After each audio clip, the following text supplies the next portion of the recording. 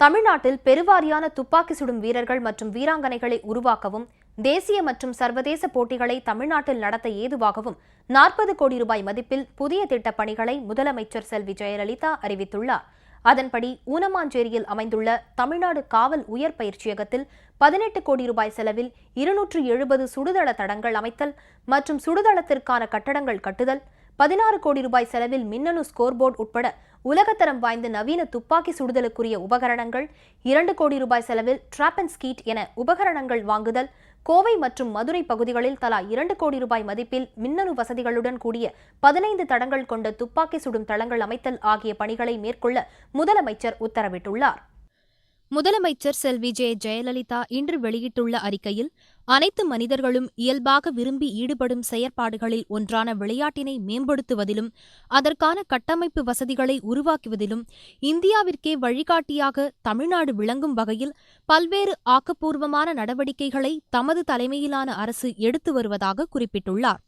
தாம் முதன்முறையாக முதலமைச்சராக பதவி வகித்த காலத்தில் உலகத்தரம் வாய்ந்த ஜவஹர்லால் நேரு விளையாட்டரங்கம், பல்நோக்கு உள்விளையாட்டரங்கம், மேயர் ராதாகிருஷ்ணன் ஹாக்கி விளையாட்டரங்கம், நுங்கம்பாக்கம் டென்னிஸ் விளையாட்டரங்கம் மற்றும் வேளச்சேரி நீச்சல் குள வளாகம் ஆகியவை தமது அரசால் உருவாக்கப்பட்டன. தமிழக இளைஞர்கள் தேசிய அளவிலும் சர்வதேச அளவிலும் சாதனை புரிய ஏதுவாகவும் விளையாட்டு ஆர்வத்தை இளைஞர்களிடையே ஊக்குவிக்கும் வகையிலும் தமிழ்நாடு விளையாட்டு மேம்பாட்டு ஆணையம் தம்மால் உருவாக்கப்பட்டது.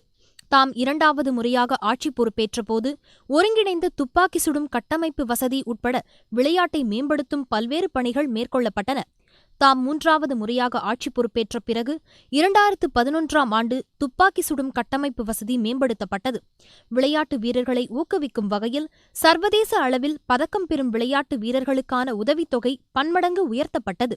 2013ஆம் ஆண்டு ஃபிடே உலக சதுரங்க வாகையர் போட்டி வெற்றிகரமாக நடத்தப்பட்டது என முதலமைச்சர் செல்வி ஜெயலலிதா தெரிவித்துள்ளார். விளையாட்டுத் துறையில் தமது தலைமையிலான அரசு எடுத்து வரும் முனைப்பான நடவடிக்கைகள் காரணமாக 2014ஆம் ஆண்டு காமன்வெல்த் விளையாட்டுப் போட்டிகளில் தமிழகத்தைச் சார்ந்த வீரர்கள் மற்றும் வீராங்கனைகள் தங்கம் மற்றும் வெள்ளிப் பதக்கங்களை பெற்றனர். இவர்களை தாம் பாராட்டி உயரிய ஊக்கத்தொகையாக மொத்தம் 2,70,00,000 ரூபாய் வழங்கி சிறப்பித்ததாக முதலமைச்சர் செல்வி ஜெயலலிதா சுட்டிக்காட்டியுள்ளார். அண்மையில் நடைபெற்ற காமன்வெல்த் விளையாட்டுப் போட்டிகளில் இந்தியா வென்றெடுத்த 64 பதக்கங்களில் 17 பதக்கங்கள் துப்பாக்கிச் சுடும் போட்டிகள் மூலம் கிடைத்தன. அதே சமயத்தில் துப்பாக்கிச் சுடும் போட்டிகளில் தமிழ்நாட்டிலிருந்து ஒருவர் கூட பங்கு பெறவில்லை.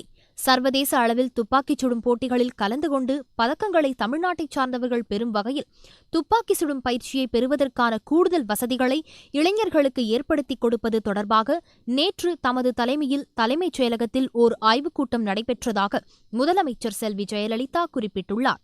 இந்த கூட்டத்தில் நிதி மற்றும் பொதுப்பணித்துறை அமைச்சர் திரு ஓ பன்னீர்செல்வம், மின்சாரம், மதுவிலக்கு மற்றும் ஆயத்தீர்வைத்துறை அமைச்சர் திரு நத்தம் இரா விஸ்வநாதன், வீட்டு வசதித்துறை அமைச்சர் திரு ரா வைத்திலிங்கம், நெடுஞ்சாலைகள் மற்றும் சிறு துறைமுகங்கள் துறை அமைச்சர் திரு எடப்பாடி கே பழனிசாமி, இளைஞர் நலன் மற்றும் விளையாட்டு மேம்பாட்டுத்துறை அமைச்சர் டாக்டர் எஸ் சுந்தரராஜ், தமிழ்நாடு அரசின் தலைமைச் செயலாளர் திரு மோகன் வர்கீஸ் சுங்கத், தமிழ்நாடு அரசின் ஆலோசகர் திருமதி ஷீலா பாலகிருஷ்ணன், நிதித்துறை முதன்மைச் செயலாளர் திரு கே சண்முகம், உள்துறை முதன்மைச் செயலாளர் திரு அபூர்வ வர்மா, இளைஞர் நலன் மற்றும் விளையாட்டுத்துறை செயலாளர் திரு முகமது நசீமுதீன், தமிழ்நாடு விளையாட்டு மேம்பாட்டு ஆணையத்தின் உறுப்பினர் செயலர் திரு வி கே ஜெயக்கொடி, காவல்துறை தலைமை இயக்குநர் திரு கே ராமானுஜம் மற்றும் அரசு உயரதிகாரிகள் கலந்து கொண்டனர்.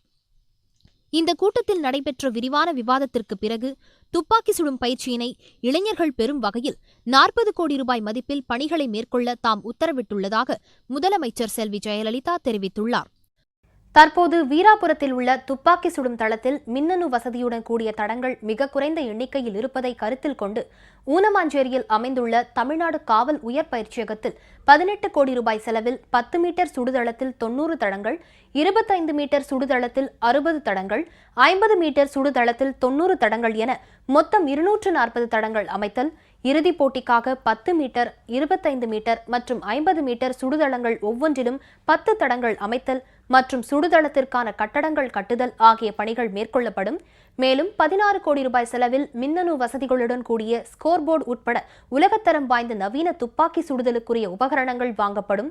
இது தவிர 2 கோடி ரூபாய் செலவில் டிராப் அண்ட் ஸ்கீட் தளத்திற்கான உபகரணங்கள் வாங்கப்படும். கோயம்புத்தூர் மற்றும் மதுரை பகுதிகளில் உள்ள வீரர் வீராங்கனைகளை ஊக்குவிக்கும் வகையில் இந்த இரு இடங்களில் உள்ள தமிழ்நாடு விளையாட்டு மேம்பாட்டு ஆணைய வளாகங்களில் தலா 2 கோடி ரூபாய் வீதம் 4 கோடி ரூபாய் மதிப்பில் ஒவ்வொரு வளாகத்திலும் மின்னணு வசதிகளுடன் கூடிய 15 தடங்கள் கொண்ட துப்பாக்கி சுடும் தளங்கள் அமைக்கப்படும் என முதலமைச்சர் செல்வி ஜெயலலிதா தெரிவித்துள்ளார்.